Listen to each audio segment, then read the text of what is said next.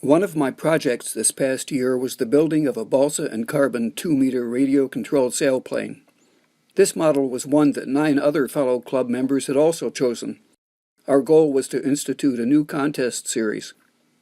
The model comes apart for transit, almost like that, but still needs a reasonable degree of protection from all the other equipment that gets hauled around, so I decided to build a box for it.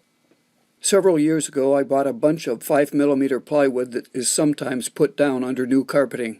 Surprisingly, it looks good and finishes decently, and it offers the flexibility of contrasting woods on the 2 sides, so I went with that. I'm a fan of box joints, and since I have a really cool box joint jig, I decided to build the box with box joints. The first step was to design the box around the plane.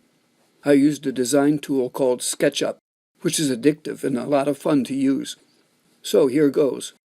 4 sides for the main core of the box, then 4 strips at the bottom, with the contrasting wood showing, for strengthening and to provide support for the bottom of the box.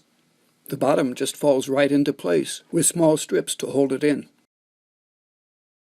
The wings fit nicely in one end of the box, with room left over for parts and equipment storage.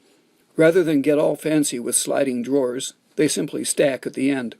The tail feathers fit nicely into a drawer, and the cockpit fits right behind the top drawer. A cover holds contents in place. And, of course, there's the lid, which was built the same way as the box. After a few coats of varnish, I added a couple of handles and clasps. The box is lightweight, looks good, and works great.